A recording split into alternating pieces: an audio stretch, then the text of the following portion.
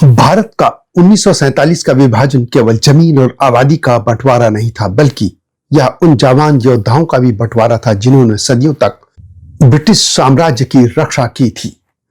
1947 के त्रिपक्षीय समझौते ने गोरखा रेजिमेंटों को दो हिस्सों में बांट दिया था। एक हिस्सा आजाद भारत के साथ रहा और दूसरा हिस्सा 7 समंदर पार ब्रिटेन चला गया था।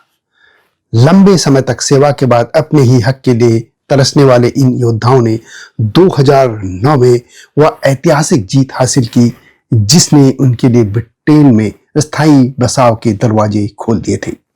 आइए जानते हैं कि ब्रिटिश सेना का हिस्सा बनी उन गोरखा रेजिमेंटों के सैनिक आज ब्रिटेन में किस तरीके का जीवन जी रहे हैं।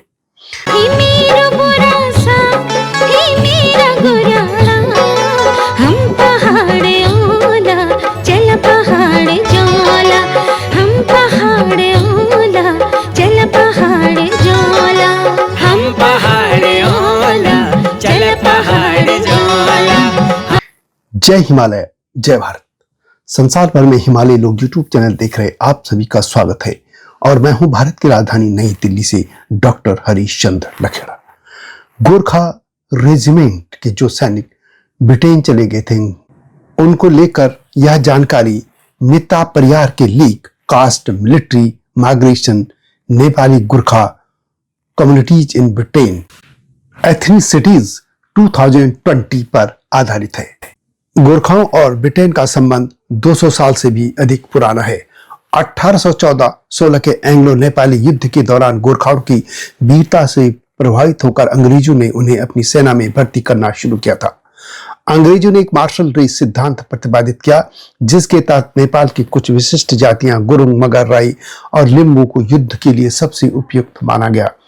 1857 के विद्रोह के बाद अंग्रेजों का भरोसा इन लड़ाकों पर और बढ़ गया था। 2 विश्व युद्धों में लाखों गोरखाओं ने भाग लिया और 13 विक्टोरिया क्रॉस सहित अनगिनत पदक जीते। कुल 60,000 से अधिक गोरखा सैनिकों ने ब्रिटिश साम्राज्य के लिए बलिदान दिया था।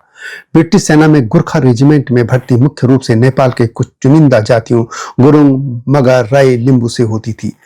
ब्रिटिशर्स की मार्शल रेस थ्योरी के तहत उच्च जातियों क्षेत्रीय ठकुरी को कम भर्ती किया जाता था क्योंकि 1857 के विद्रोह के बाद उच्च जातियों पर संदेह था। क्षेत्रीय ठकुरी को सख्त जाति नियमों वाला माना गया था। रेजिमेंट जाति विशिष्ट तौर पर बनाए गए थे। 2GR यानी गोरखा रेजिमेंट मगरों की थी, 6GR गुरुंग, 7GR राई, 10GR लिम्बू। दलितों, कामी, दमाई, सार्की को सहायक भूमिकाओं में रखा जाता था।